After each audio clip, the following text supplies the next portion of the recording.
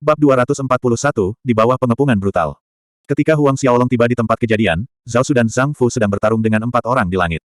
Orang yang bertarung dengan Zhang Fu tidak lain adalah Tuan Lilu, Li Molin, sedangkan Zhao Su sedang bertarung melawan 3 leluhur keluarga Yao Yao San, dan 2 orang lainnya dari Dewa Templar, yang jelas dari jubah tetua Dewa Templar pada jubah mereka. Punggung. Tapi, Yao Fei tidak terlihat. Di bawah, di jalan, anggota prosesi pernikahan keluarga Guo terbaring dalam genangan darah merah-merah. Tidak jauh di sudut jalan, Guo Tai diblokir di depan Huang Min dengan sisa jumlah murid keluarga Guo, dikelompokkan bersama dalam lingkaran pertahanan. Melihat kedua saudara perempuannya dan Guo Tai masih aman dan sehat, Huang Xiaolong menghembuskan napas lega.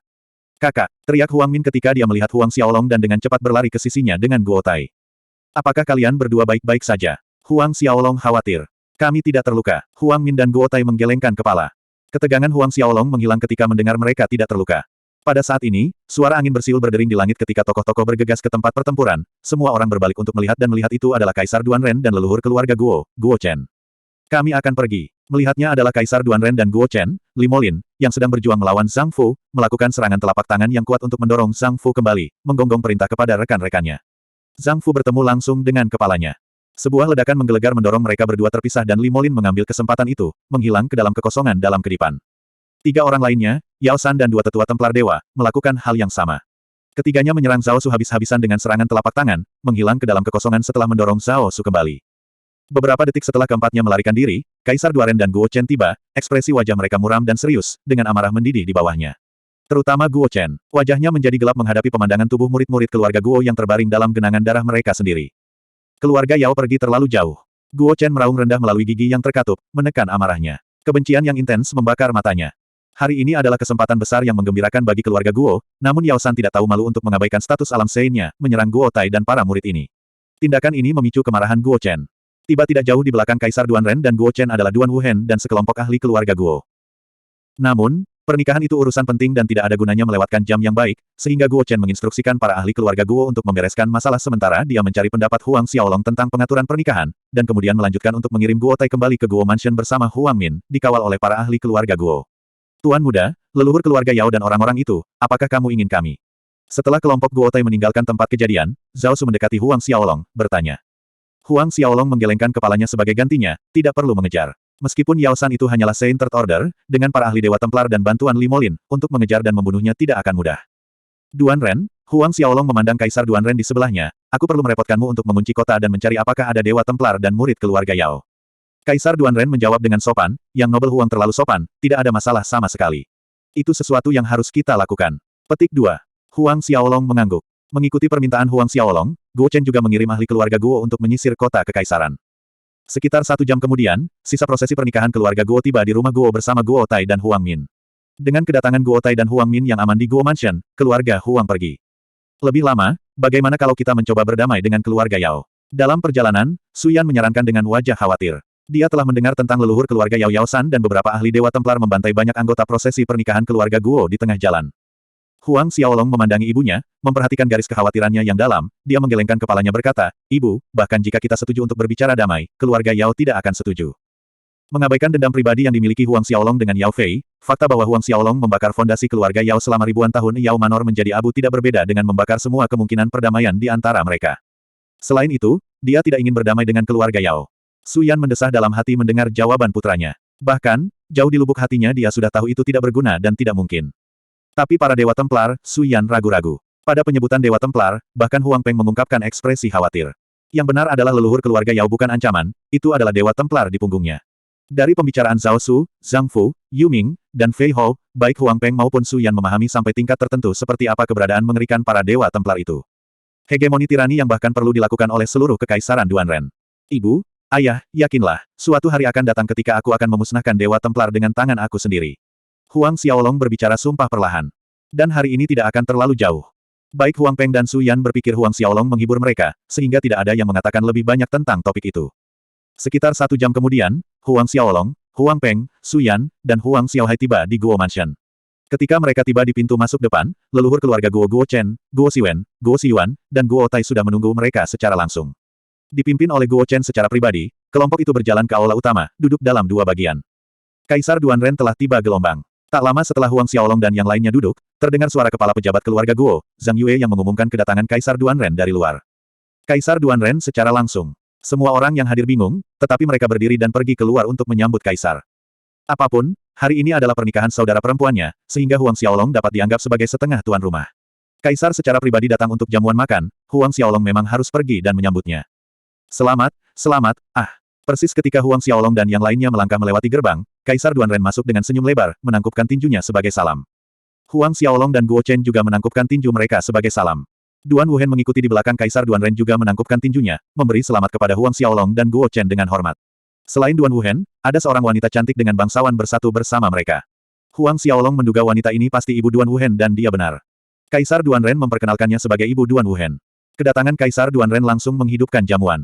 Banyak kekuatan yang datang untuk memberi selamat, semua berdiri dan memberi hormat, suasana gembira memenuhi udara saat anggur dan tawa mengalir. Bersama Kaisar Duanren, kelompok itu pindah ke aula yang lebih pribadi dan duduk. Namun, Huang Xiaolong tidak melonggarkan kewaspadaannya. Dia menginstruksikan Zhao Su, Zhang Fu, dan Yu Ming untuk mengawasi sekitarnya untuk situasi yang tidak terduga yang tiba-tiba. Leluhur tua keluarga Yao mungkin kabur setelah gagal mencapai tujuannya, menyergap tim prosesi pernikahan, tetapi Huang Xiaolong punya firasat bahwa segalanya tidak akan berakhir dengan mudah.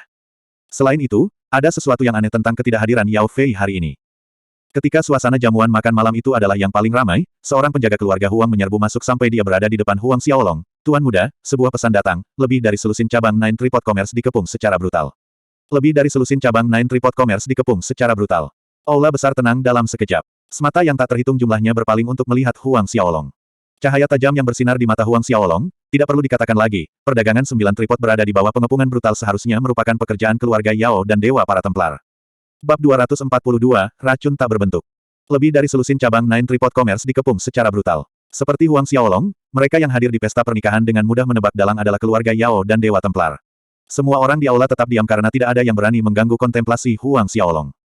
Itu sangat sunyi sehingga orang bisa mendengar pin drop.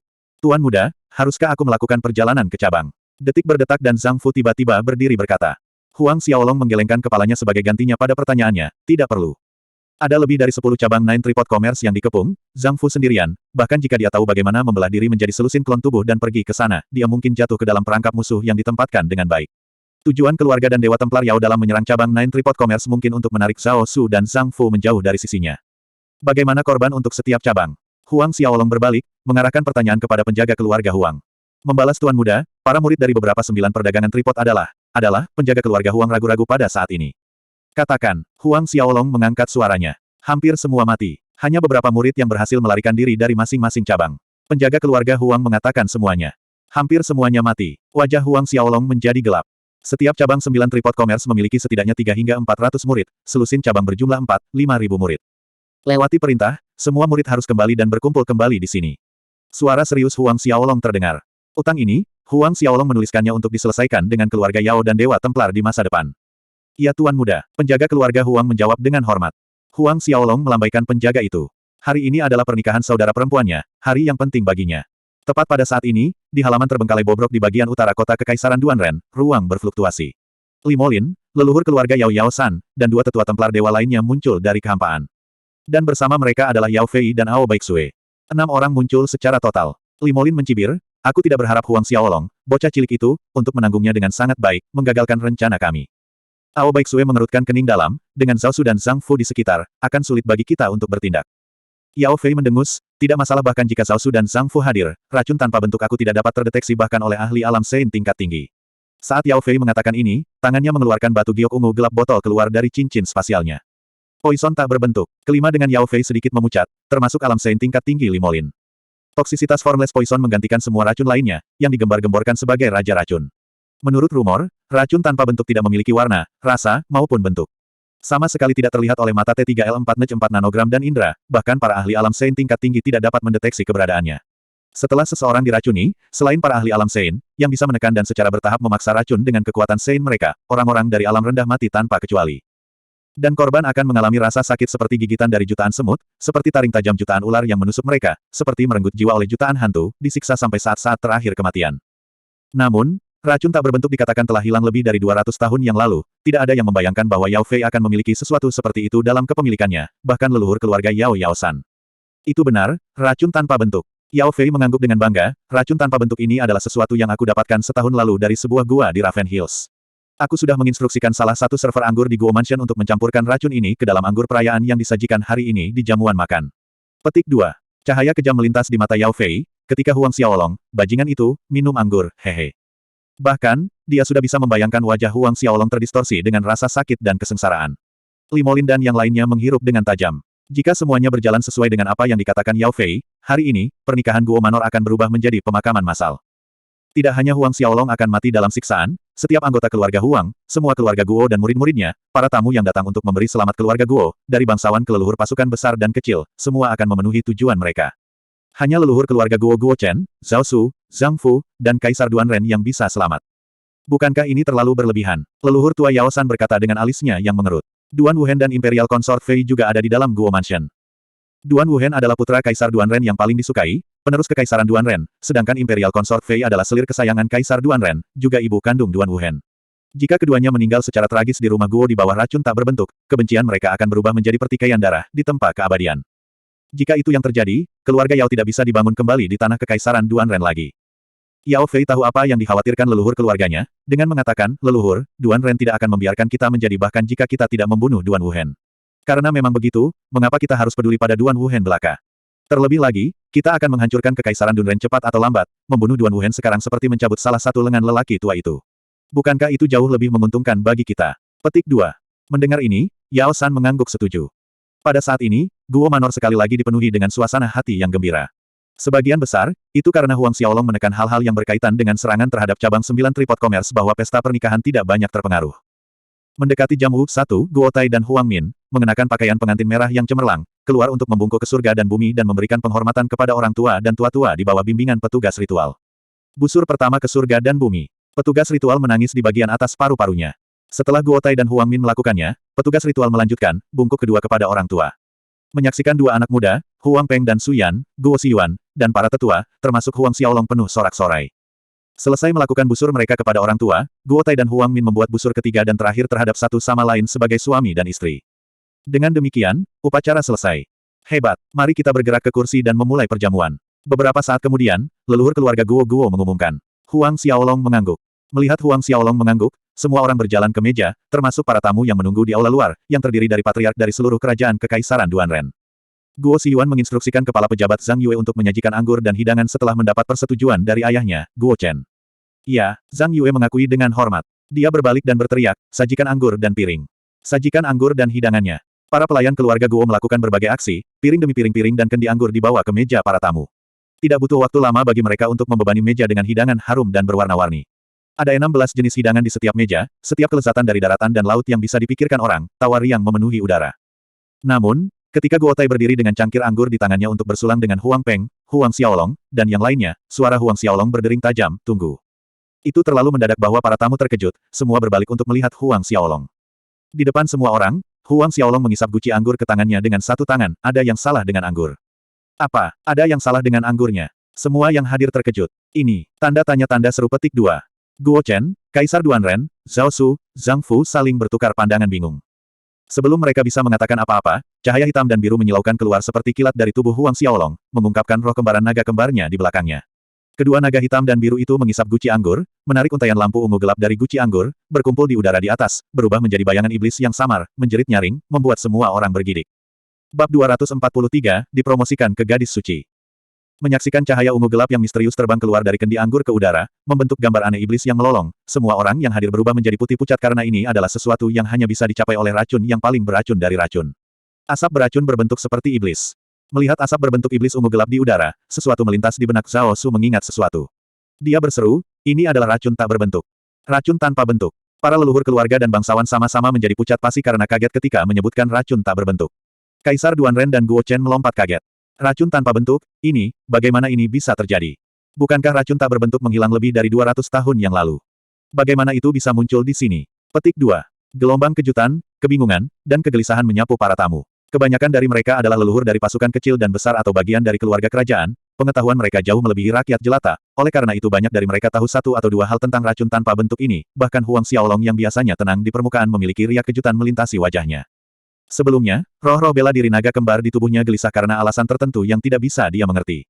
Merasa aneh dengan perilaku mereka, Huang Xiaolong mengikuti perasaan mereka dan mengunci ke dalam kendi anggur yang dilayani oleh pelayan keluarga Guo. Ada masalah dengan anggur. Huang Xiaolong dengan tegas menyimpulkan temuannya tepat ketika Guo Tai mengangkat gelas anggurnya untuk bersulang, itulah sebabnya Huang Xiaolong berbicara dengan tegas untuk menghentikan mereka minum. Pada saat itu, Huang Xiaolong tidak tahu anggur itu dicampur dengan racun tanpa bentuk. Sebenarnya itu adalah racun tak berbentuk. Setelah beberapa detik terkejut, sinar ganas bersinar pada murid-murid Huang Xiaolong, pembunuhan di hatinya melambung tinggi ke langit. Huang Xiaolong bukan satu-satunya orang dengan niat membunuh yang kuat, Kaisar Duanren, Guo Chen, Zhao Su, Zhang Fu, dan para leluhur banyak keluarga pasukan yang hadir memiliki haus darah kemerahan yang serupa di mata mereka. Siapa itu? Berani-beraninya mereka memasukkan racun ke dalam anggur perayaan di rumah keluarga Guo. Salah satu patriark keluarga besar itu gagal menekan amarahnya, berteriak keras. Kebenarannya sangat jelas bagi semua orang di belakang ini yang berencana untuk membunuh tanpa pandang bulu, mengambil nyawa semua orang di istana Guo, termasuk mereka, yang datang untuk memberi selamat pada kesempatan itu meracuni setiap leluhur, pemimpin, dan murid. Karena Huang Xiaolong memiliki berita tentang prosesi pernikahan keluarga Guo yang disergap di Hadang, tidak ada tamu yang datang untuk menghadiri perjamuan tahu tentang masalah ini. Jika mereka tahu, mereka akan dengan mudah menduga dalang di balik racun itu tidak lain adalah keluarga Yao. Huang Xiaolong memindai kerumunan dan suaranya yang dingin membuat udara, ini keluarga Yao. Apa, keluarga Yao? Aula gempar. Itu benar, itu adalah keluarga Yao. Sebelumnya, prosesi pernikahan keluarga Guo kami diserang oleh leluhur dan dewa templar keluarga Yao. Guo Chen menyela. Prosesi pernikahan keluarga Guo diserang oleh leluhur dan dewa keluarga Yao. Pesan ini sangat mengejutkan bagi semua yang hadir. Keluarga Yao mengerikan. Berencana untuk membuat kita semua mati di sini. Kita harus membalas, memusnahkan semua murid keluarga Yao. Petik 2. Benar, bunuh semua murid keluarga Yao. Mayoritas leluhur dan keluarga kerajaan dari kerajaan yang setia menanggapi saran, kemarahan dan kemarahan melonjak. Kaisar Duanren menggerakkan para tamu yang marah untuk tenang dengan tangannya, ia menoleh ke putranya, Duan Wuhen, di sampingnya, lewati perintah, gerakan semua pasukan wilayah, cari dan bunuh semua murid keluarga Yao. Aku tidak ingin melihat murid keluarga Yao di kekaisaran Duanren aku. Mata Kaisar Duanren berkilauan dengan niat membunuh dingin yang mengerikan, membuat mereka yang berdiri di dekatnya mengecil tanpa sadar. Keluarga Yao meracuni anggur perayaan di pesta pernikahan keluarga Guo telah menggerakkan sarang lebah, yang membuat Kaisar Duanren benar-benar marah. Jika bukan karena Huang Xiaolong mendeteksi sesuatu yang salah, putranya Wuhen, Permaisuri Fei, dan banyak leluhur dan bangsawan sekarang ini akan meninggalkan kehidupan mereka di sini. Merasakan niat membunuh yang mengerikan yang datang dari Kaisar Duanren, hanya satu pikiran yang terlintas di benak orang-orang yang hadir, keluarga Yao melakukannya kali ini. Meskipun Huang Xiaolong membakar markas keluarga Yao ke tanah, masih ada banyak cabang keluarga Yao di seluruh kekaisaran di kota-kota kecil yang terpencil dan tanah yang kurang subur. Namun, kali ini mereka benar-benar dicopot dari tanah. Pada titik ini, Huang Xiaolong menghadapi Guo Xiyuan dengan ekspresi dingin, tangkap dan tahan semua pelayan yang bertanggung jawab atas makanan dan anggur hari ini, interogasi mereka satu persatu. Guo Chen dan Guo Xiyuan akhirnya terbangun dan menyadari salah satu poin penting. Betul, meskipun masalah ini diatur oleh keluarga Yao dari bayang-bayang, itu tidak akan berhasil jika tidak ada mata-mata di antara para pelayan keluarga Guo. Anggur tidak akan tercemar racun. Segera, Guo Chen menginstruksikan agar semua pelayan yang bertanggung jawab atas makanan dan anggur yang disajikan malam ini ditangkap dan ditahan. Namun, tak lama, kepala pejabat Zhang Yu kembali untuk melaporkan semua pelayan yang bertanggung jawab atas makanan dan anggur meninggal karena keracunan. Apa, semua mati karena racun? Wajah Guo Chen jelek. Jelas, ini adalah langkah lain dari keluarga Yao. Guo Chen mendidih dengan amarah dan frustrasi. Apakah semua anggur perayaan dan hidangan berubah? Ubah semuanya. Beberapa saat kemudian, Guo Chen berkata kepada Guo Siwen. Meskipun sisa anggur tidak ditentukan untuk diracuni, Guo Chen masih memiliki segalanya diganti sebagai tindakan pencegahan keamanan. Guo Siwen bertindak cepat. Untuk mengakomodasi acara sebesar itu, Guo Mansion memang membuat persiapan cadangan. Ketika piring dan anggur baru dikirim dan ditentukan aman oleh Huang Xiaolong, semua orang santai dan mengangkat cangkir mereka. Tapi, atmosfer gembira telah berkurang karena ketakutan yang tak terduga. Pada saat yang sama, di halaman terbengkalai yang sama di sisi utara kota Kekaisaran Duanren, wajah Yao Fei terpelintir dengan mengerikan. Dia sudah mendapat pesan yang mengatakan Huang Xiaolong tahu tentang racun tak berbentuk. Tapi leluhur keluarga Yao Yao San tampak lebih buruk, dia bisa membayangkan adegan seperti apa yang sisa-sisa dari murid-murid keluarga Yao akan hadapi serangan yang akan datang. Yayasan keluarga Yao yang telah dia perjuangkan untuk membangun dalam 1000 tahun terakhir akan berubah menjadi abu-abu di tanah. Aku tidak berharap Huang Xiaolong, pang kecil itu, untuk benar-benar dapat mendeteksi racun tak berbentuk. Ao Baiksue mendengus dingin. Yao Fei mencibir, hasil ini juga baik-baik saja, membiarkannya mati begitu saja membuatnya terlalu ringan. Aku ingin membunuhnya dengan tangan aku sendiri, biarkan dia memiliki rasa hidup yang lebih buruk daripada kematian. Petik 2. Limolin menyela, Lilu diketahui memiliki garis keturunan dewa suku bermutu tinggi dan pengajar kuil telah memilihnya untuk dipromosikan menjadi per-4W4N suci. Dia tidak harus mencari tahu tentang ini. Petik 2. Yao Fei dan yang lainnya mengerti arti Limolin. Baiklah, kita menuju ke belakang. Limolin berkata dengan nada dinginnya yang cemberut, kita akan mencari peluang lain di masa depan untuk membunuh Huang Xiaolong, bocah cilik itu. Dengan berkedip, tubuhnya bergoyang dan menghilang. Ke dalam kekosongan. Sisanya mengikuti satu demi satu dan halaman yang ditinggalkan itu kembali menjadi sunyi.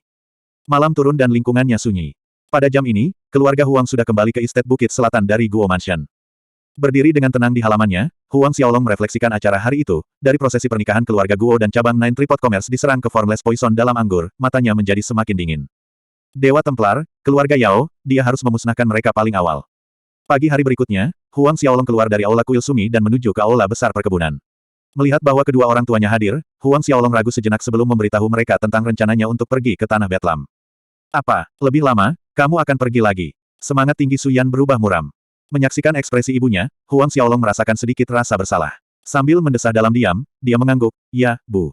Perjalanan ke Tanah Betlams ini adalah sesuatu yang harus dia lakukan, bukan hanya karena batu roh kelas 1. Namun, menerobos ke Ordo ke-6 lebih mendesak, Huang Xiaolong memutuskan untuk pergi setelah itu. Karena itu, ia akan pergi sebulan kemudian. Bab 244, Terobosan Urutan ke-6 Xiantian. Ketika Huang Xiaolong mengatakan dia hanya akan berangkat ke Tanah Betlam setelah 1 bulan, wajah Su Yan tampak sedikit lebih baik.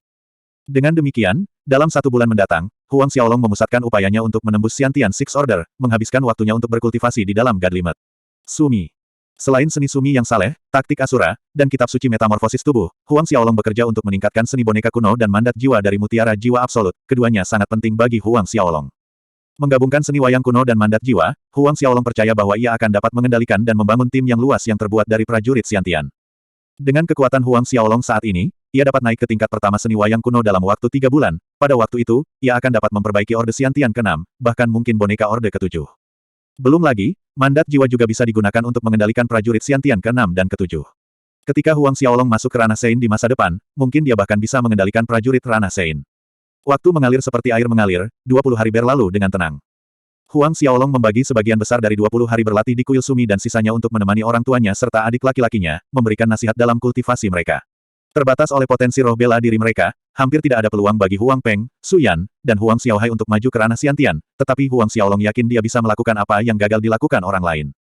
Di masa depan, dia akan memastikan orang tuanya, saudara perempuan, dan saudara lelakinya akan menerobos ke Xiantian. Jika Sein Alam tidak bisa melakukannya, maka ia akan berusaha untuk menerobos ke alam dewa, jika itu masih gagal, ia akan melanjutkan, maju ke alam yang lebih tinggi. Di atas alam dewa, ada eksistensi yang lebih kuat. Dalam 20 hari terakhir, pertempuran dunia bawah laut yang dinamis, kinaga sejati, dan energi budisme kuno melonjak tanpa henti, sementara di atas laut kinya, Arkdemon berbentuk 3, naga emas, dan Buddha emas menjadi semakin kental. Sebagai Huang Xiaolong berkultivasi, bernapas masuk dan keluar, begitu pula 3 mandat yang telah terbentuk. Ki spiritual akhirat, kinaga sejati, dan energi budisme kuno mengalir turun dari kehampaan. Naga kembar hitam dan biru melayang di atas Huang Xiaolong, gema samar deru naga terdengar tanpa henti dan sisik naga bersinar dengan kilatan baja di tubuh besar mereka. Naga kembar telah berevolusi menjadi entitas nyata yang solid. Melayang di belakang Huang Xiaolong, mereka tampak seperti 2 gunung hitam dan biru yang menakutkan. Pada hari ini, Huang Xiaolong mulai berlatih seperti biasanya. Mengambil setetes geosentris Buddha Elixir, ia melangkah ke formasi 10 Buddha di tengah aula kuil dan mulai berlatih seni Sumi yang saleh, sedangkan Asura Tactics dan Body Metamorphose Scripture berlari bersamaan. Setelah berbulan-bulan berlatih di dalam formasi 10 Buddha, Huang Xiaolong memperhatikan ada manfaat tambahan, selain terhubung dengan energi Budisme di dunia Buddha, 10 formasi Buddha memungkinkan orang yang berkultivasi untuk memasuki keadaan kekosongan halus. Memasuki kondisi ini, kultivasi Huang Xiaolong tampak lebih halus dan lebih cepat. Setiap kali di akhir latihannya, Huang Xiaolong merasakan jiwanya dan fisiknya mengalami pembersihan lain, sama seperti ritual pengudusan. Saat Huang Xiaolong melanjutkan dengan latihan pernapasannya, ki pertempuran dunia bawah, ki naga sejati, dan energi budisme kuno terus mengalir di meridiannya, sedangkan di laut kinya, 3 energi yang berbeda bersifat ringan dan kuat. 3 energi kuat menghantam penghalang Orde ke-6, menyebabkan rasa sakit jiwa yang membelah menyebar ke seluruh tubuh Huang Xiaolong. Huang Xiaolong tahu sudah waktunya. Dengan cepat mengumpulkan fokusnya, Huang Xiaolong melakukan yang terbaik untuk menekan rasa sakit yang menyebar di setiap inci tubuhnya. Rasa sakit merobek datang lagi dan lagi saat Huang Xiaolong bertahan, menabrak penghalang Xiantian Six Order lagi dan lagi.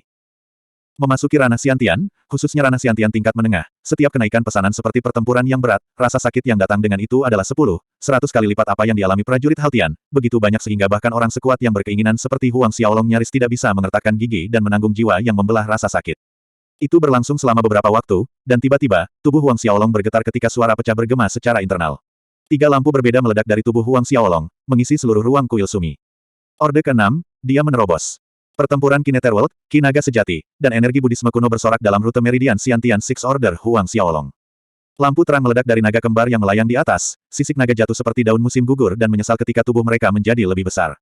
Roh bela diri naga kembar Huang Xiaolong berevolusi setiap kali dia berhasil menembus Orde Xiantian. Huang Xiaolong terus menjalankan seni Sumi yang saleh, Asura Tactics, dan Body Metamorphose Scripture, berhenti hanya ketika tanda-tanda terobosan stabil. Merendam akal rohaninya untuk memeriksa kondisi tubuhnya, Huang Xiaolong sangat gembira, dia maju. Mencapai Orde Xiantian ke-6, maka Orde ke-7 lebih dekat dalam genggamannya. Selama dia mencapai Xiantian Seven Order, dia adalah pejuang Xiantian tingkat tinggi. Tidak peduli di mana kekaisaran, seorang prajurit Xiantian tingkat tinggi membawa status yang sangat tinggi. Namun, Huang Xiaolong tidak segera berangkat ke Tanah Betlam, ia meluangkan waktu untuk menghabiskan waktu bersama keluarganya. Adiknya, Huang Min, juga datang ke perkebunan Hill Selatan untuk kunjungan beberapa kali setelah menikah dengan keluarga Guo. Menonton pasangan pengantin baru ini bertingkah manis dan cantik, Huang Xiaolong senang untuk mereka dan puas. Saudara perempuannya telah memilih orang yang tepat. Tak pelak, pasangan intim itu juga membuat Huang Xiaolong memikirkan Lilu, wanita muda yang mengenakan gaun putih yang mengalir, mengungkapkan dua lesung pipit yang indah ketika dia tertawa. Aku ingin tahu apa yang dia lakukan sekarang, Huang Xiaolong bertanya-tanya pada dirinya sendiri. 10 hari datang dan pergi. Dalam 10 hari ini, Huang Xiaolong dengan mantap menstabilkan terobosannya baru-baru ini, bahkan meningkatkan seni wayang kuno dan mandat jiwa. Awalnya, menurut perkiraan Huang Xiaolong, dia membutuhkan setidaknya 3 bulan waktu untuk mencapai tingkat pertama seni wayang kuno, tetapi hanya 2 bulan telah berlalu dan dia sudah mencapai tingkat pertama. Sudah waktunya untuk pergi ke Tanah Betlam. Pada hari ini, Huang Xiaolong keluar dari Met Sumi, bergumam pada dirinya sendiri.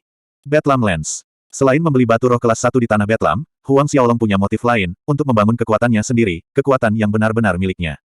Huang Xiaolong bertujuan untuk membangun kerajaan baru yang kuat dengan tangannya sendiri. Dan Tanah Betlam adalah pilihan yang sempurna untuk ini, karena dapat diabaikan di mata ketiga benua, menyelamatkannya dari banyak masalah tidak berada dalam konflik dengan kerajaan lain.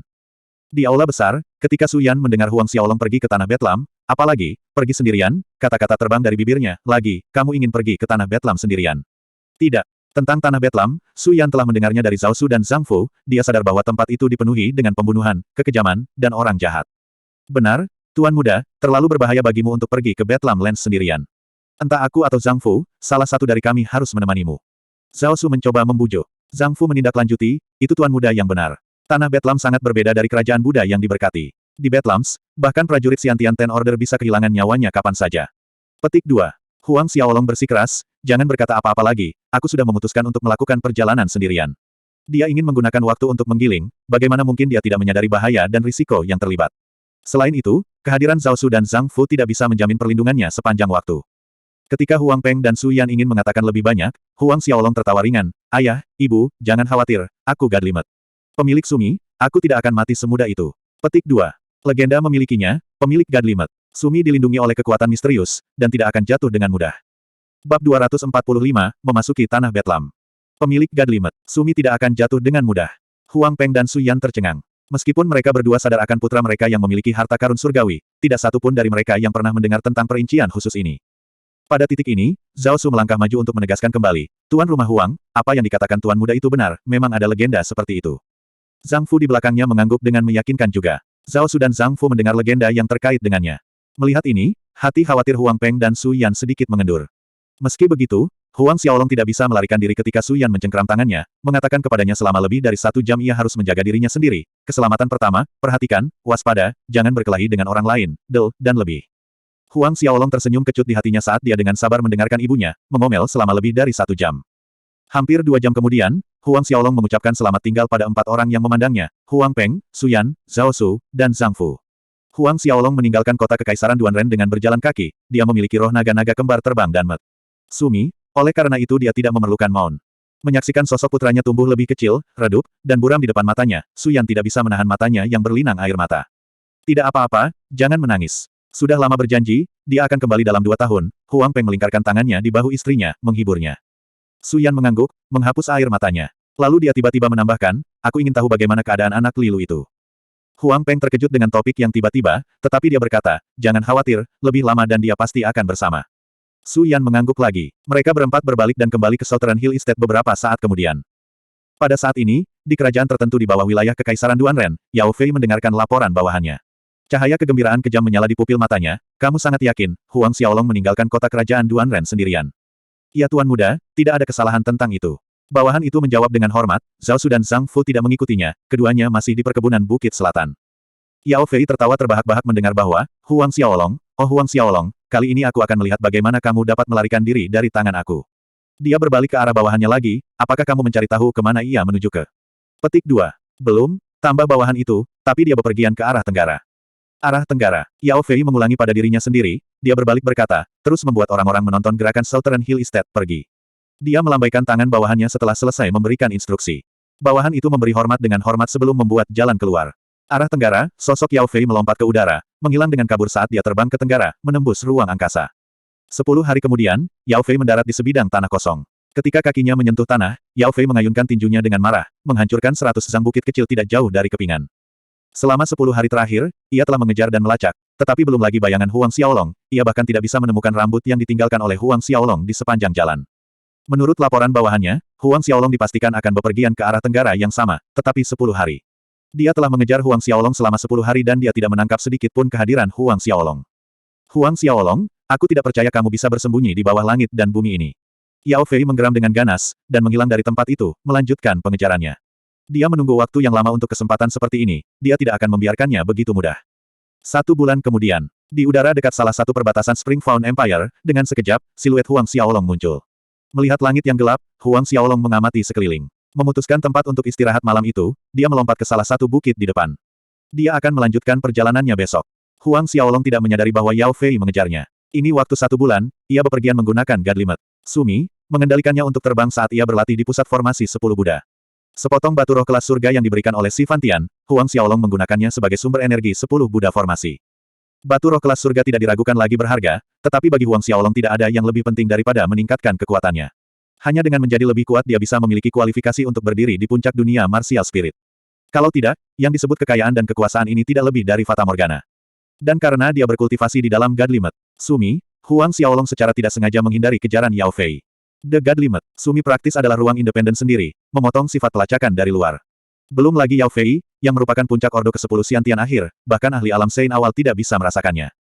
Mendarat di sekitar hutan kecil, Huang Xiaolong memilih tempat, menjalankan kekuatan internalnya dan membuat api. Cuaca musim dingin belum berlalu dan dengan api unggun kecil yang berkobar, ia dengan cepat menghangatkan daerah itu, menyebarkan dingin yang masih ada. Jika kitab suci metamorfosis tubuh aku mencapai tahap 12, mencapai kesempurnaan, akankah aku benar-benar dapat mengembun inti sejati? Huang Xiaolong merenungkan ketika dia menyaksikan api yang membakar, tangannya bergerak untuk mengeluarkan kendi anggur sapiditas dari cincin Asura.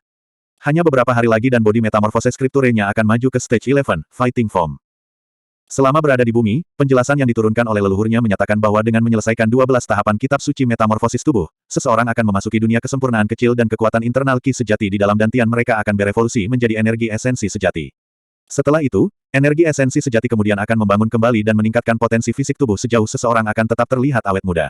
Selain itu, bahkan menambahkan tahun ke umur seseorang. Pada saat itu, dantian Huang Xiaolong juga akan berubah menjadi inti batin. Mengingat inti sejati batinnya, itu akan tumbuh dan berlipat ganda dengan sendirinya, menyerap energi spiritual setiap saat, yang berarti Huang Xiaolong bisa mengolah kekuatan internalnya setiap saat. Titik paling penting adalah setelah dantian berevolusi menjadi inti sejati-sejati, Huang Xiaolong bisa terbang dengan pedang.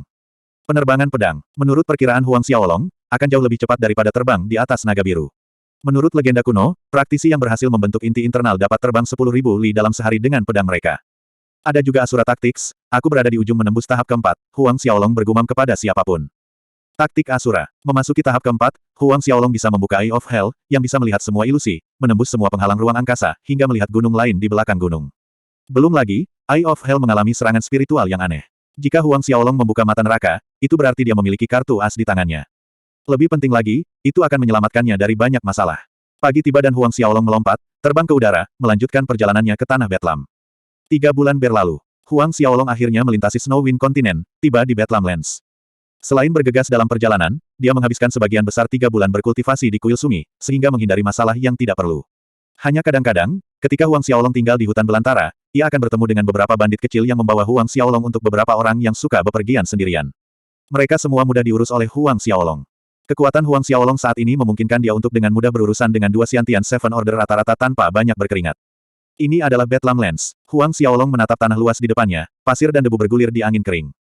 Begitu ia melangkah ke tanah, Huang Xiaolong merasakan aura kematian yang kuat di udara serta energi iblis dan haus darah yang tak terlukiskan, jahat, dan sunyi sepi. Huang Xiaolong menjalankan kekuatan internalnya dan memerangi Qi, dengan waspada mempersiapkan segala peristiwa yang tidak terduga. Dia bergerak maju perlahan, tanpa tergesa-gesa, ke utara, di mana kota Xin berada, di bagian paling utara dari tanah Betlam. Aura kematian di depan dan bau darah terlalu padat. Setelah terbang selama 2 jam, Huang Xiaolong tiba-tiba berhenti. Kewaspadaannya melonjak. Article 2 of 2. Bab 246, haruskah kita menghibur anak ini? Mendeteksi aura kematian yang pekat dan aroma darah berkarat yang kuat, Huang Xiaolong melambat. Ketika dia semakin dekat, bau kematian di udara menjadi lebih padat dan bau darah tercekik. Aura kematian yang kental. Hati Huang Xiaolong menegang dengan waspada. Kepadatan aura mati ini hanya dapat terbentuk dari beberapa ratus ribu orang yang sekarat di tempat yang sama, bahkan mungkin jutaan. Dengan demikian, hanya ada satu kemungkinan, area di depan adalah medan perang. Bau darah yang menyesakkan berarti ada perang yang terjadi di depan. Huang Xiaolong menyebarkan kesadaran rohaninya, dan 10 menit kemudian, dia mendarat di atas bukit kecil. Melihat keluar dari titik yang lebih tinggi, Huang Xiaolong memang menemukan orang-orang bertarung di dataran luas agak jauh di depan.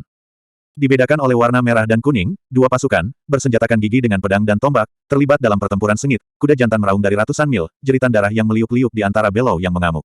Seruan perang mengguncang langit, aura kematian dan aroma darah kental berkumpul di atas medan perang menjadi bantal-bantal awan merah gelap awan roh mati. Meskipun kerajaan di dekatnya tidak menetapkan pikiran mereka untuk menaklukkan Tanah Betlam, di Tanah Betlam setidaknya ada 10.000 kota yang dikuasai oleh kekuatan atau sekte yang berbeda. Kekuatan kecil mengendalikan satu kota, kekuatan yang lebih besar mengendalikan dua kota atau lebih, dan hegemoni yang lebih tirani memiliki 10 atau lebih kota di bawah kekuasaan mereka. Perang adalah hal biasa di antara kota-kota ini. Hari ini, penguasa kota bisa menjadi keluarga tertentu, tetapi ketika matahari bersinar besok atau bulan berikutnya, tuannya bisa saja diganti. Karenanya, adegan pertempuran di depannya tidak mengejutkan Huang Xiaolong. Menyaksikan awan merah gelap yang kaya aura kematian dan energi darah di langit, sebuah ide melintas di benak Huang Xiaolong. Semua awan roh mati ini, pada dasarnya, terbentuk dari ki jiwa darah, yang paling menguntungkan bagi Huang Xiaolong untuk berlatih Asura Demon Claw. Bertahun-tahun, Huang Xiaolong sebagian besar mengesampingkan keterampilan pertempuran ini karena persyaratan ki jiwa darahnya. Tapi kekuatan Asura Demon Claw tidak dapat disangkal. Ada 5 gerakan ke Asura Demon Claw, dan masing-masing memiliki efek goncangan bumi. Salah satu dari mereka yang mencapai penyelesaian besar akan membawa kekuatan yang lebih merusak daripada keterampilan pedang Asura. Huang Xiaolong segera mengalihkan energinya sesuai dengan teknik Asura Demon Claw. 10 jari membungkuk ke cakar dan kekuatan isap mengarah ke kelompok awan merah gelap di langit. Seketika, untaian energi gelap melayang ke arah tangan Huang Xiaolong. Untaian energi gelap terus mengalir ke tangan Huang Xiaolong, diserap ke dalam tubuhnya, beredar di sepanjang pembuluh darah. Pada saat berikutnya, Huang Xiaolong memotong kekosongan dengan kedua tangan berbentuk cakar. Tangisan mengerikan bergema ketika dua telapak tangan hitam terbang keluar, merobek ruang langsung ke dinding tebing agak jauh. Langit di sekitarnya menjadi gelap, bayang-bayang berputar di dalam kabut gelap, tidak kurang dari 15 kepala hantu mengeluarkan ratapan yang mengangkat bulu angsa di leher. Menonton hasil ini membuat Huang Xiaolong gembira. Berlatih Asura Demon Claw menggunakan darah jiwa ki dari awan roh yang berkumpul di atas medan perang ini melebihi harapannya dengan banyak lipatan. Berdasarkan hasil ini, jika Huang Xiaolong berlatih di sini selama 3 hingga 4 bulan, ia akan dapat mencapai penyelesaian besar dalam gerakan pertama Asura Demon Claw. Tidak membuang-buang waktu, Huang Xiaolong terus menyerap ki darah jiwa yang datang dari awan roh mati di atas waktu dan lagi saat ia mempraktikkan langkah pertama Asura Demon Claw, Lamen Ribuan Iblis. Lebih dari 2 jam berlalu, Huang Xiaolong membenamkan dirinya dalam latihan, memasuki kondisi tanpa pamrih. Meskipun hanya 2 jam, kekuatan serangan langkah pertama, ratapan ribuan iblis mengalami lompatan besar. Saat menyerang, jejak cakar hitam berlipat ganda, kabut gelap di sekitar mereka lebih kental, dan tangisan hantu terdengar udara mirip dengan ribuan iblis yang berjuang untuk membebaskan diri dari kandang. Pada saat yang sama, kabut hitam gelap menyelimuti Huang Xiaolong seperti hantu tertinggi, membentuk penghalang pelindung di sekelilingnya. Ini adalah salah satu poin menakutkan dari Asura Demon Claw, saat menyerang, itu juga melindungi pengguna, keterampilan ofensif dan defensif yang kuat dan tidak dapat diprediksi. Dan sementara Huang Xiaolong dalam keadaan tidak mementingkan diri sendiri, dari jauh, suara angin menusuk membuntuti di belakang dua sosok yang mengenakan jubah batu kecubung yang dalam. Dua pria parubaya mendarat di puncak lain, di tepi medan perang. Salah satu dari mereka memiliki bekas luka pedang miring di dahinya dan yang lainnya memiliki wajah seperti kuda yang panjang. Dari titik yang lebih tinggi, keduanya menyaksikan pusaran kekacauan dan darah di medan perang di bawah dan mengangguk penuh penghargaan. Bunuh lebih banyak, semakin mati semakin baik, haha. Semakin banyak darah roh mati ki semakin cepat mayat-mayat yang kita saring akan naik ke bumi peringkat 6. Pria parubaya berwajah bekas luka itu tertawa dengan riuh. Pria parubaya berwajah panjang dengan kuda mengikuti tawa, 5 tahun kemudian, mayat-mayat kita bersaudara akan bisa naik ke peringkat 7 tingkat bumi. Pada saat itu, dengan menggabungkan kekuatan kita bersama, tidak ada murid di Sky Magi Sect yang akan menjadi lawan kita, selain guru. Petik 2. Pria berwajah bekas luka itu memandang ke atas ke arah awan roh mati merah gelap yang berputar di atas. Alisnya menyatu secara tiba-tiba, ada yang salah. Kenapa ki darah roh mati jauh lebih rendah dari biasanya? Petik 2. Mendengar seruan lelaki berwajah bekas luka itu, lelaki berwajah panjang itu bergegas melihat langit di atas dataran luas. Hanya satu lirikan dan dia tahu, memang, darah roh ki yang mati jauh lebih rendah. Keduanya datang untuk mengumpulkan ki darah roh mati kemarin juga. Ketika mereka pergi, awan merah gelap di atas jauh lebih berlimpah dari ini, dan hari ini, kedua pasukan terus bertempur, darah roh ki yang mati seharusnya menumpuk jauh lebih banyak. Ada sesuatu yang mencurigakan sedang terjadi. Di medan perang yang sedang berlangsung ini, aura kematian sangat kuat, dan secara umum ki darah roh mati dapat bertahan untuk waktu yang lama di ketinggian. Sebenarnya ada seseorang yang menyerap ki darah roh mati. Pada saat berikutnya, pria parubaya berwajah kuda melihat bahwa di dalam awan di atas beberapa ki darah sedang diserap, mengalir menuju puncak lain. Melihat ini, pria parubaya berwajah bekas luka itu mencibir dingin, sebenarnya ada seseorang yang tidak takut mati, mereka berani datang ke sini ke medan perang spektre ini mencoba untuk merebut ki darah roh mati dari kita. Karena seseorang mencari kematian, maka kita akan memenuhi keinginan mereka. Dia terbang tanpa kata lain, berubah menjadi gumpalan asap hitam, melayang ke puncak di mana Huang Xiaolong berada. Pria berwajah kuda itu dengan cepat menyusul. Dari jauh, kedua pria itu menyaksikan Huang Xiaolong berlatih Asura Demon Claw. Tangannya melambai, merobek ruang, memanifestasikan banyak hantu menangis. Mereka saling bertukar pandang dan melihat keterkejutan terlihat di wajah masing-masing. Begitu kuat, keterampilan bertarung apa yang dipraktikkan anak ini. Beberapa detik kemudian, pria berwajah bekas luka itu tidak bisa menahan diri untuk berkata, ini mungkin bahkan lebih kuat daripada Sekte Sky Magi Palem kita. Pria parubaya berwajah kuda berseru, mungkinkah itu keterampilan pertempuran peringkat surga? Keterampilan pertempuran peringkat surga. Mata mereka bersinar terang. Pria berwajah bekas luka itu tertawa terbahak-bahak, aku tidak berharap, bahwa kita akan mengalami hal yang begitu baik. Saudaraku, bahkan surga menjaga kita. Dengan keterampilan pertempuran peringkat surga ini, begitu kita berdua membuat kemajuan dalam budidaya, bahkan Chen Xiaotian, yang tidak lama, akan menjadi lawan kita. Pada saat itu, Sky Magi Sekte hanya bisa menjadi milik kita. Petik 2. Pria berwajah kuda itu tertawa setuju. Ayo, tangkap anak itu hidup-hidup, kita jangan biarkan dia melarikan diri. Tangkap anak ini, buat dia memberitahu kami tentang keterampilan bertarung ini, maka kita akan menghiburnya sedikit, biarkan dia tahu konsekuensi dari mengambil roh-roh mati ki darah dari kita. Kedua pria itu melesat, bersiul melewati angin, tiba di puncak di mana Huang Xiaolong sedang berlatih dalam sekejap mata. Satu di depan dan satu di belakang, menghalangi semua rute pelarian Huang Xiaolong, mencegahnya melarikan diri. Mendarat di tanah, kedua pria itu perlahan mendekati Huang Xiaolong. Bab 247, tidak bersedia. Tidak sampai kedua orang itu mendekat dalam jarak 100 meter barulah Huang Xiaolong secara bertahap mengakhiri latihannya. Mengkonversi aliran Asura Demon Claw di dalam tubuhnya, Huang Xiaolong mengamati kedua orang yang mendekat, satu dari depan dan satu di belakangnya. Sebenarnya, Huang Xiaolong sudah memperhatikan mereka saat mereka muncul di puncak yang lain, namun, karena keduanya hanya Xiantian Six Order, Huang Xiaolong tidak memperhatikan mereka. Pada titik ini, dua pria parubaya menghentikan langkah mereka 10 meter dari Huang Xiaolong dan berdiri diam. Mata pria berwajah bekas luka itu memeriksa Huang Xiaolong dari atas ke bawah sementara bibirnya melengkung dengan senyum ramah. Lil, bro ini, bolehkah aku tahu dari sekte mana kamu berasal, bagaimana aku harus memanggilmu? Meskipun pria berwajah bekas luka itu sudah berencana untuk menangkap Huang Xiaolong dan memaksa keterampilan pertempuran keluar dari mulutnya, dia tidak terburu-buru untuk melakukannya sebelum dia memiliki gagasan tentang latar belakang Huang Xiaolong, misalnya, tempat sekte mana Huang Xiaolong berasal. Sekte Magi Langit tidak lemah menurut standar Bedlams, tetapi tetap saja, sebelum keberadaan hegemoni tertentu, mereka tidak berbeda dengan semut yang tidak penting. Secara kebetulan, pemuda ini adalah salah satu dari murid-murid eksistensi itu, atau lebih buruk lagi, murid inti, lelaki berwajah parut itu akan berpikir dua kali sebelum bergerak. Kalau tidak, jika ia secara keliru memprovokasi keberadaan tirani tanpa mengetahuinya, ia mengambil risiko menjadi terak. Huang Xiaolong sudah tahu apa yang dipikirkan kedua orang ini dengan raut wajah mereka. Sambil menyeringai diam-diam ia mengulangi dengan diam-diam, murid mana?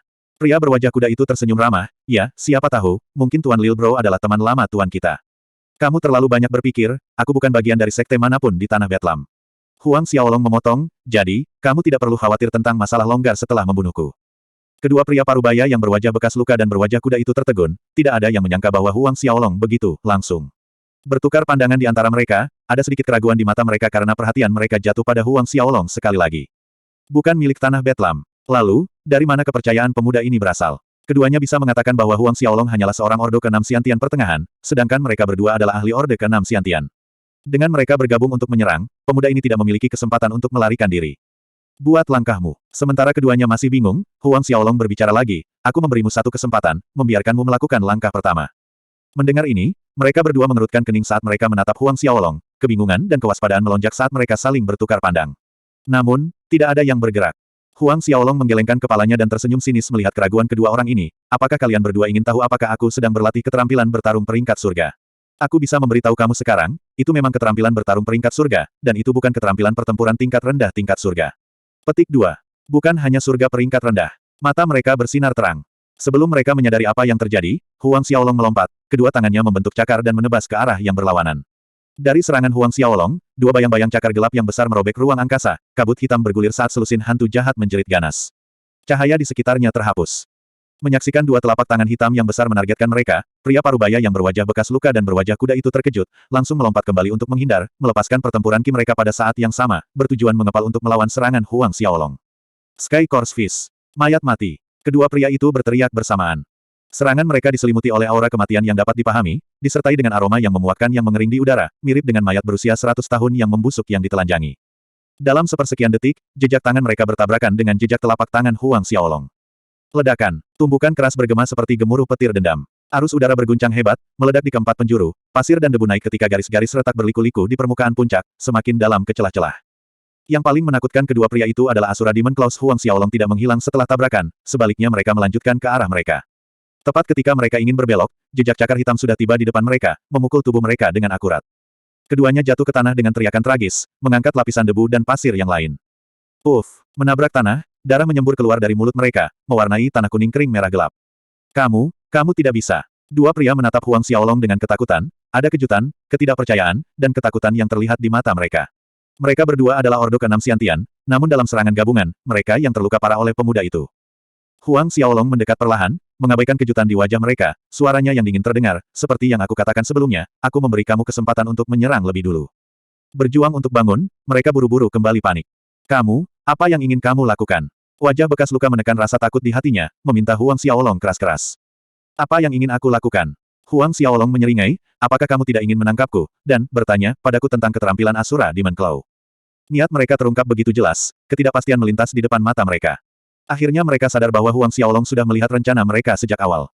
Pria berwajah kuda itu memaksakan senyum canggung, ini Lil, bro, kita. Sebelum dia bisa selesai, siluet Huang Xiaolong kabur dalam kerlipan, menghilang di udara. Detik berikutnya, dia muncul tepat di depan mereka, tangan siap untuk serangan lain, tetapi kedua pria itu mengangkat tangan mereka dalam pertahanan setengah pukulan terlambat, ketika telapak tangan Huang Xiaolong sekali lagi mengenai dada mereka, membuat mereka terbang. Dua sosok menabrak dinding tebing tidak jauh, meluncur ke bawah dengan kerikil dan batu. Huang Xiaolong mendekat sekali lagi, berdiri di depan dua tubuh yang terbentang. Lil, bro, kita salah. Kita memiliki mata tetapi gagal untuk melihat. Aku mohon, lepaskan kami. Pria parubaya berwajah kuda menangis dengan menyedihkan dengan suara bergetar. Terlepas apakah mereka percaya atau tidak, kekuatan Huang Xiaolong jauh melebihi harapan dan kekuatan mereka. Sebelum Huang Xiaolong, perlawanan mereka sia-sia. Luang kamu. Huang Xiaolong berpikir panjang, tidak membunuhmu, adalah pilihan yang bisa dinegosiasikan. Kedua pria itu memandang Huang Xiaolong dengan bodoh, tidak mampu bereaksi dengan tepat. Awalnya, mereka berdua mengira mereka sudah mati, karena tidak mungkin bagi Huang Xiaolong untuk menyelamatkan mereka. Tapi Huang Xiaolong benar-benar tidak akan membunuh mereka. Kamu tidak akan membunuh kita. Wajah bekas luka memberanikan diri dengan hati-hati. Itu benar, jawab Huang Xiaolong, selalu acuh tak acuh. Pria berwajah bekas luka itu ragu-ragu sebelum berkata, kamu, ingin kami tunduk padamu. Tidak ada kemungkinan lain selain ini yang bisa membuat Huang Xiaolong mengampuni mereka. Huang Xiaolong mengangguk dengan acuh tak acuh, menyebabkan keduanya merenung dalam diam. Huang Xiaolong menunggu dengan sabar, tidak terburu-buru untuk mengambil keputusan. Rencananya untuk menaklukkan Bedlam Lens harus dilanjutkan selangkah demi selangkah, dan terus terang, ia berpikir untuk memerintah kedua orang ini ketika mereka muncul, sebagai batu loncatan untuk mengambil alih sekte mereka, dan dengan sekte mereka sebagai basis dan fondasinya, menyebar ke seluruh tanah Bedlam. Jika keduanya tidak memiliki nilai, mereka akan mati sejak lama. Aku setuju. Beberapa saat kemudian, pria parubaya berwajah kuda itu adalah yang pertama berbicara, aku bersedia tunduk padamu. Setelah itu, pria berwajah bekas luka bergema kata-kata yang sama, bersedia tunduk pada Huang Xiaolong. Baik, sekarang, lepaskan lautan jiwa kamu, aku akan mencap laut jiwa kamu dengan tanda jiwa, kata Huang Xiaolong sambil menganggukkan kepalanya. Beri tanda jiwa. Keduanya berseru kaget ketika wajah mereka berubah menjadi lebih putih lebih teduh. Menonton reaksi drastis mereka, Huang Xiaolong mencibir dalam hati, bagaimana mungkin dia tidak bisa menebak apa yang dipikirkan kedua orang ini sebelumnya. Pertama, mereka akan setuju untuk menyerahkan dan yang kedua mereka melangkah ke Sky Magi Sect, mereka akan membunyikan alarm, mengumpulkan kekuatan sekte untuk mengepungnya. Apa? Tidak mau. Ekspresi mata Huang Xiaolong menajam. Bab 248, Kota Iblis Hitam. Baik pria berwajah bekas luka dan pria berwajah kuda tampak bengkok karena kaget dan takut. Mereka tidak pernah membayangkan bahwa Huang Xiaolong akan tahu metode seperti itu. Teknik menandai jiwa itu misterius dan telah menjadi warisan yang hilang selama bertahun-tahun. Sekitar 600 tahun yang lalu, ada seorang pejuang kerajaan Sein yang menggunakan rahasia seperti itu, penandaan jiwa untuk mengambil kendali atas beberapa keluarga besar, leluhur dan penguasa sekte, berangkat dari pusaran pembantaian di dunia martial spirit. Penggarap dan rakyat jelata hidup dalam kegelisahan. Selama waktu itu, para prajurit Xiantian yang mati di bawah tangan orang itu berjumlah ratusan ribu. Prajurit kerajaan Xiantian, ratusan ribu. Adapun prajurit Haltian, tak terhitung jumlahnya. Manifestasi nyata dari, darah mengalir seperti sungai. Pada akhirnya, tindakan orang itu akhirnya membuat marah beberapa ahli alam Sein petapa tingkat tinggi yang hidup di ruang independen yang misterius, keluar untuk mengepung dan memburu orang itu. Namun, itu hanya berakhir ketika setengah langkah Dewa Realem ahli tinggi bergabung dengan barisan para pengejar, berhasil membunuh pelakunya. Dia disebut sebagai Gorevian oleh generasi selanjutnya. Menonton banyak pikiran yang berkedip jelas di wajah kedua orang itu, mulut Huang Xiaolong melengkung di sudut-sudut menjadi cibiran dingin, lampu dingin yang tajam berkedip-kedip di dekat tangan Huang Xiaolong saat dia memanggil Blades of Asura. The Blades of Asura muncul, mengeluarkan suara berdengung aneh saat mereka bergetar. Di permukaan tubuh mereka, cahaya gelap misterius mengalir seperti cairan hitam, menyebabkan dua pria yang terluka segera tegang. Aku bersedia melepaskan penghalang jiwaku. Kata-kata itu terbang keluar dari pria berwajah kuda tanpa penundaan lebih jauh. Aku bersedia. Pria berwajah bekas luka itu juga melakukan hal yang sama. Dibandingkan dengan mati, keduanya lebih bersedia untuk membiarkan Huang Xiaolong merek tanda jiwa di lautan jiwa mereka, meskipun melakukan hal itu akan memberi Huang Xiaolong kontrol penuh atas hidup dan mati mereka. Tetap saja, itu lebih menguntungkan daripada mati seketika. Melihat respon kedua pria itu, Huang Xiaolong mendengus, memerintahkan mereka untuk melepaskan lautan jiwa mereka saat dia memprakarsai mandat jiwa. Jauh di dalam murid-murid Huang Xiaolong, dua karakter jiwa ungu gelap bersinar dan terbang keluar dari mata Huang Xiaolong, langsung masuk ke lautan pria berwajah bekas luka dan pria berwajah kuda melalui pusat alis mereka di depan ekspresi ngeri mereka, ekspresi mereka yang ketakutan, dengan kuat mencetak jiwa. Tandai di inti pikiran mereka. Dalam perjalanan 3 bulan di sini, Huang Xiaolong telah memasuki tingkat pertama seni pewayangan kuno, memungkinkannya untuk menandai tanda jiwa ke lautan jiwa orang lain. Tidak hanya itu, ia berhasil memadukan metode penandaan jiwa wayang kuno dengan mandat jiwa sehingga ia bisa menggunakan mandat jiwa untuk melakukan tanda jiwanya. Itu membawa efek yang lebih baik. Orang yang dikendalikan terlihat normal dari luar, tidak berbeda sebelum dan sesudah pencitraan merek, bahkan orang yang dekat pun tidak akan melihat ada yang salah. Merasakan tanda jiwa Huang Xiaolong di lautan jiwa mereka, keduanya menyerah pada gagasan pengkhianatan. Dua pelet ini, menelan mereka. Sebuah percikan kecil cerah melintas ketika Huang Xiaolong menarik dua pelet obat seukuran ibu jari dari cincin Asura. Menatap pelet bundar di telapak tangan Huang Xiaolong, wajah mereka menegang sekali lagi. Sekali lagi mereka tidak bisa menahan diri untuk tidak bertanya. Wajah Huang Xiaolong berubah dingin, jika aku memberitahumu untuk menelan, maka telanlah.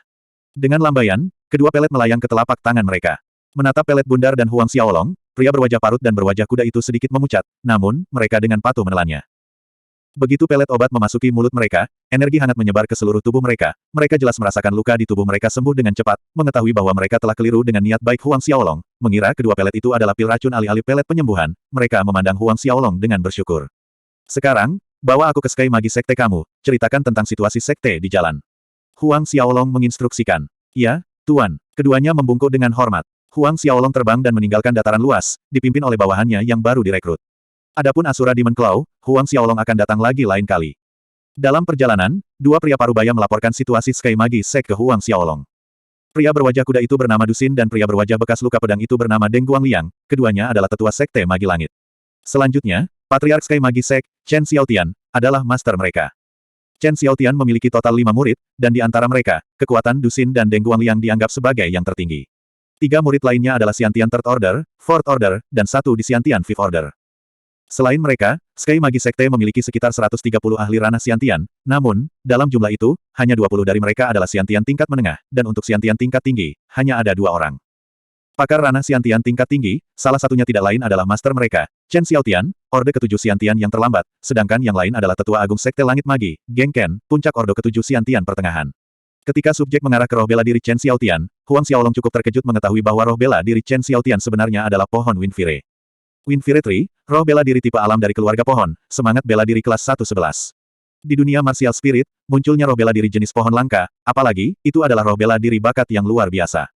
Roh bela diri Geng Ken sedikit kurang bersemangat dibandingkan dengan Chen Xiaotian, 10 roh bela diri kelas atas milik tipe senjata, Heaven Splitting Hammer. Meskipun Geng Ken hanya seorang tetua agung, pengaruhnya dalam sekte itu sebanding dengan Chen Xiaotian, sebagai penguasa.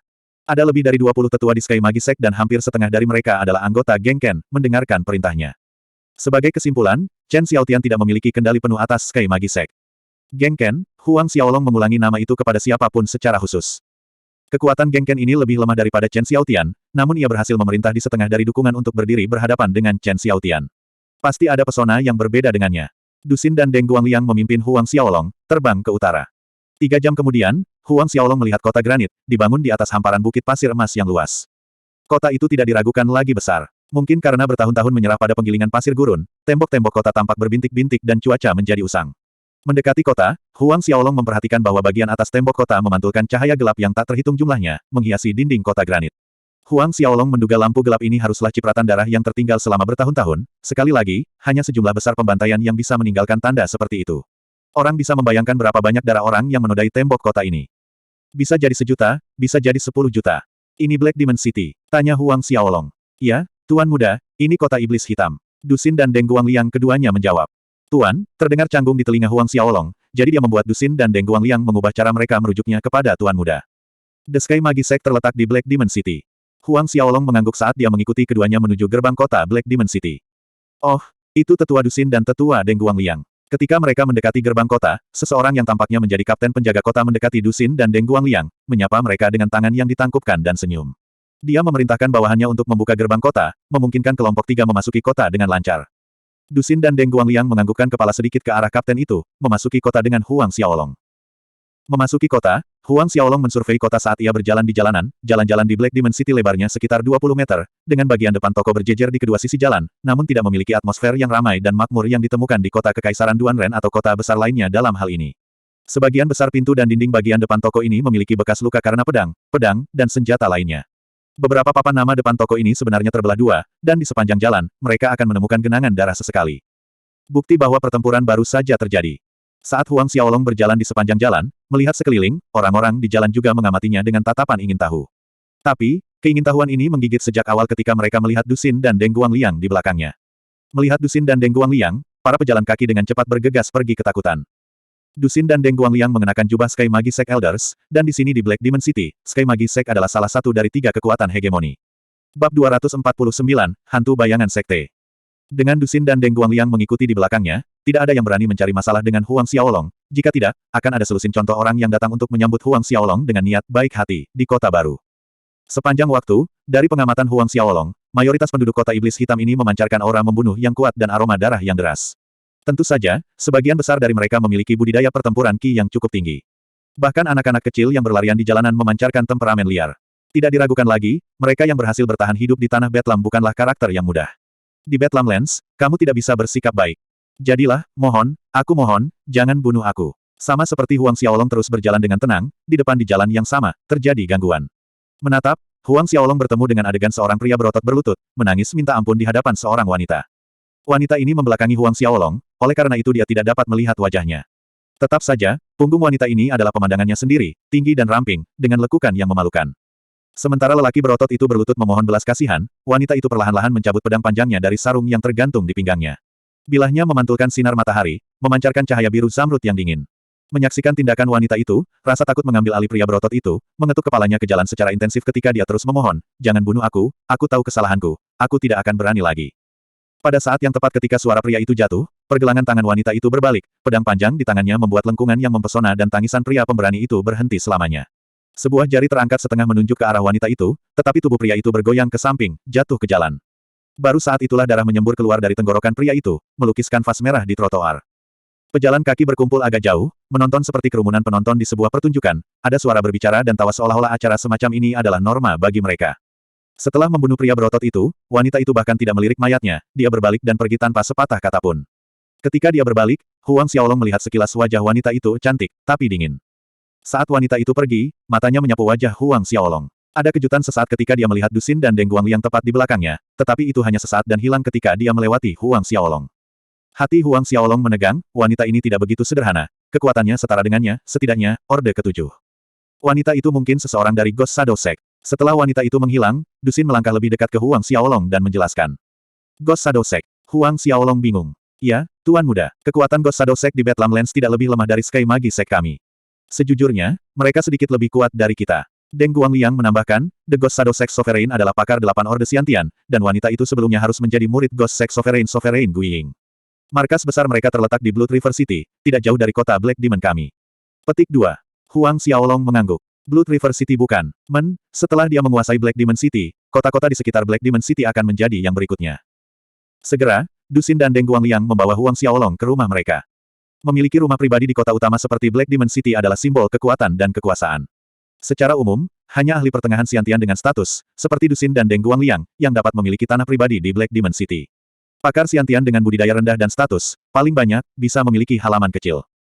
Memasuki rumah besar, para pelayan dan penjaga menyambut Dusin dan Deng Guangliang dengan hormat ketika mereka bergerak menuju aula utama. Di aula utama, Huang Xiaolong duduk di kursi utama tengah. Dia telah memerintahkan Dusin dan Deng Guangliang untuk mengumpulkan semua pelayan dan penjaga mansion ke aula utama. Memahami niat Huang Xiaolong, keduanya mengeksekusi perintah Huang Xiaolong tanpa pertanyaan. Ketika semua pelayan dan penjaga tiba, masing-masing terkejut melihat orang yang duduk di kursi utama tengah adalah orang asing bagi mereka, sementara Dusin dan Deng Guangliang berdiri di setiap sisi.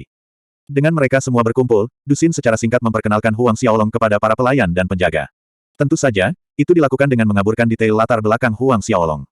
Terutama menyatakan bahwa Huang Xiaolong harus disebut sebagai Yang Nobel Huang, melihatnya tidak berbeda dengan melihatnya secara langsung atau Deng Guangliang, dan harus ditunjukkan rasa hormat yang sama. Meskipun banyak yang penasaran dan ragu pada saat yang sama tentang Huang Xiaolong, tidak ada yang berani bertanya, hanya dengan patuh mengikuti perintah. Huang Xiaolong memindai banyak wajah pelayan dan penjaga ini dan berbicara perlahan, menjawab rasa ingin tahu mereka, aku tahu kalian semua ingin tahu tentang identitasku, tapi aku harap kamu mengerti dengan jelas apa yang harus dikatakan dan apa yang tidak boleh dikatakan. Siapapun yang berani membocorkan kata-kata ini di luar aula utama ini, mendiskusikan identitas aku, jika itu mencapai pengetahuan aku, mereka akan dibunuh di tempat. Apakah kamu mengerti? Huang Xiaolong melepaskan aura tajam dan mematikan dari tubuhnya, menyelimuti seluruh aula utama dengan tekanan mendebarkan. Diselimuti oleh aura pembunuh yang mengerikan, semua pelayan dan penjaga merasa seolah-olah mereka jatuh ke dalam jurang es 1000 tahun. Ketakutan memenuhi mata mereka ketika mereka semua dengan cepat berlutut, masing-masing mengklaim mereka tidak berani membisikkan sepatah kata pun. Pada saat itu, mereka menyadari, Huang Mulia muda ini lebih kuat dari tuannya. Menonton sekelompok pelayan dan penjaga berlutut, Huang Xiaolong mengangguk, puas dengan respons mereka. Membiarkan mereka berdiri, Huang Xiaolong melambaikan tangan, kamu bisa pergi, kembali ke apapun yang seharusnya kamu lakukan. Semua orang menjawab serempak dan bergegas untuk mundur dari aula utama. Huang Xiaolong mengambil pandangannya dari para pelayan yang pergi. Dia tidak selesai mengendalikan Sky Magi Sect, oleh karena itu dia tidak ingin mengekspos keberadaannya di kota iblis hitam begitu awal, menarik kecurigaan Chen Xiaotian dan Geng Ken. Itu akan terlalu banyak pekerjaan. Dia percaya bahwa dengan peringatannya sebelumnya, tidak akan ada bibir yang longgar di antara para pelayan dan penjaga ini, kecuali seseorang menyiksanya. Tentu saja Huang Xiaolong bisa menggunakan penandaan jiwa untuk mengendalikan mereka, namun, setiap kali dia menggunakan metode ini, sangat memakan kekuatan spiritualnya. Dan terlalu sering menggunakan metode ini memiliki efek samping, yang akan merusak kultivasinya di masa depan. Karena itu, kecuali itu perlu, Huang Xiaolong tidak akan menghabiskan kekuatan rohaninya dengan cara ini. Tuan muda, apa yang harus kita lakukan selanjutnya? Setelah semua orang meninggalkan aula utama, Deng Guangliang bertanya tentang Huang Xiaolong. Huang Xiaolong memandang mereka berdua, mengatakan, jangan terburu-buru, aku akan memberitahumu apa yang harus dilakukan ketika saatnya tiba. Keduanya menjawab ya dengan hormat. Cahaya kecil bersinar dari tangan Huang Xiaolong saat dia mengeluarkan dua pelet roh dari cincin Asura, keduanya adalah pelet roh kelas 6.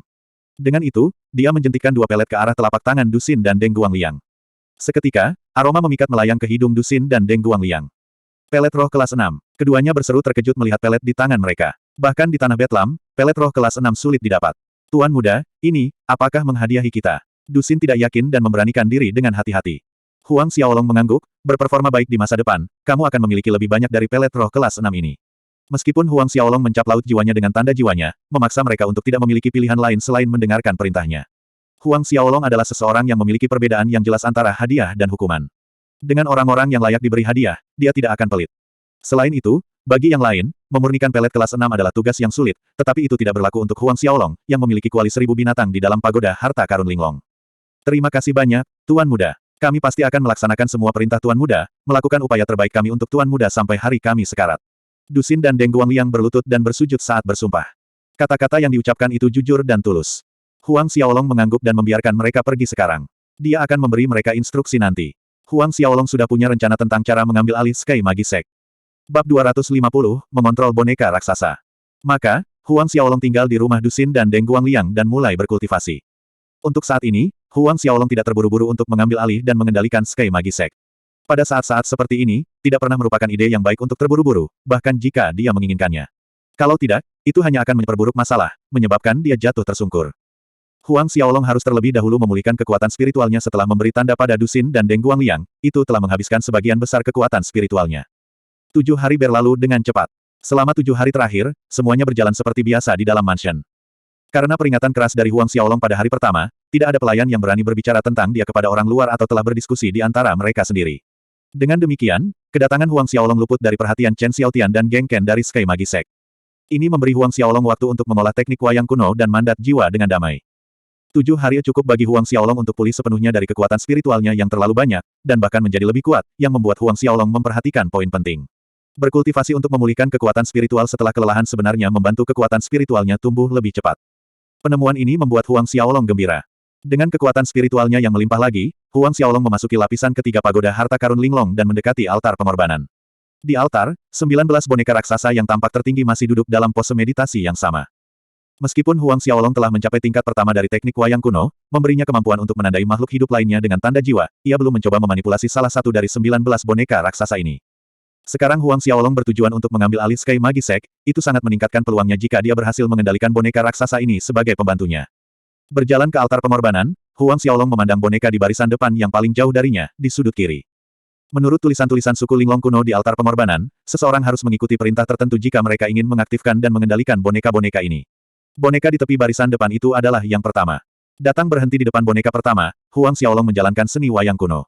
Lautan kesadarannya bergetar ketika dia mengumpulkan kekuatan spiritual, mengirimkan gelombang energi yang tak terlihat dalam bentuk jejak yang mengarah ke boneka raksasa dari tengah alisnya, menembus langsung ke pikirannya. Petik 1. Ketika tanda jiwa Huang Xiaolong memasuki pikiran boneka, dia ngeri pada daya serap yang muncul dari dalam boneka itu. Huang Xiaolong merasakan kekuatan spiritualnya terkuras, melahap dengan cepat dan di luar kendalinya. Ini, tanda tanya-tanda seru petik 2. Huang Xiaolong memucat. Pada tingkat ini, kekuatan spiritualnya akan dikosongkan dalam waktu kurang dari 2 menit. Jika itu terjadi, Huang Xiaolong akan menjadi idiot. Huang Xiaolong menjalankan seni boneka kuno lagi, berencana untuk memutuskan hubungan antara dia dan boneka itu dengan paksa, tetapi kemudian, Huang Xiaolong menemukan dia benar-benar tidak bisa menarik atau memotong koneksi menggunakan kekuatan kekerasan. Ini, kenapa begini? Sama seperti Huang Xiaolong merenungkan jika dia harus memukul boneka raksasa itu, pusaran air hisap yang kuat menghilang tiba-tiba. Bagi Huang Xiaolong, rasanya seperti baru saja melewati pertempuran yang sulit untuk hidupnya. Tubuhnya berayun, jatuh ke pantatnya di atas altar, terengah-engah. Huang Xiaolong menyeka dahinya dan keringat dingin menetes di jarinya. Sial, sudah dekat. Huang Xiaolong berpikir sendiri. Sementara Huang Xiaolong berusaha menenangkan, mata boneka pertama tersentak terbuka, 2 lampu hijau cemerlang bersinar dari kedalaman mereka. Selanjutnya, boneka raksasa itu perlahan bangkit. Meski begitu, setiap tindakannya mengguncang altar pengorbanan besar. Ketika boneka raksasa ini berada dalam posisi duduk, Huang Xiaolong memperkirakan ketinggiannya lebih dari 3 meter, tetapi ketika boneka raksasa pertama naik ke ketinggian penuh di depannya, itu jauh melebihi imajinasi Huang Xiaolong. Tinggi boneka raksasa itu hampir 4 meter, dengan tubuh 2 kali lebih besar dari prajurit manusia biasa, mirip dengan bukit kecil. Ah Feng menyapa tuan. Setelah boneka itu berdiri, benda itu bergerak mendekati Huang Xiaolong dan berlutut di depannya sebagai salam. Melihat bahwa upaya pertamanya dalam menandai tanda jiwa ke dalam pikiran boneka itu berhasil, Huang Xiaolong sangat lega. Ah Feng, pada titik ini, beberapa kenangan memasuki kesadaran Huang Xiaolong, terkait dengan boneka khusus ini.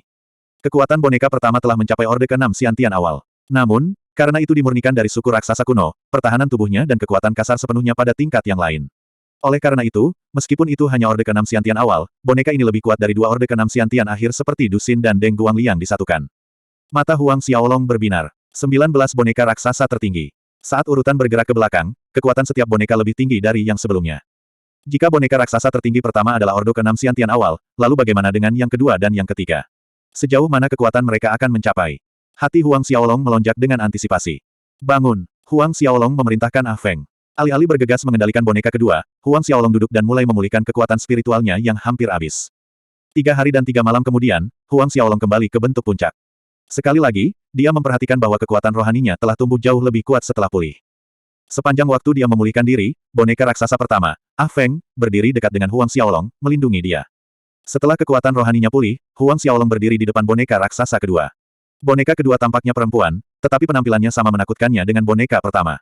Dan sama besarnya. Berdiri di depan boneka raksasa kedua, Huang Xiaolong sekali lagi menjalankan seni wayang kuno. Kekuatan spiritualnya berkumpul, berubah menjadi tanda jiwa ketika energi berputar, memasuki pikiran boneka perempuan di antara alis, seperti halnya dengan boneka pertama. Kekuatan hisap yang sama kuat datang dari dalam boneka perempuan, tapi kali ini, setelah mengalaminya sekali, Huang Xiaolong tidak panik.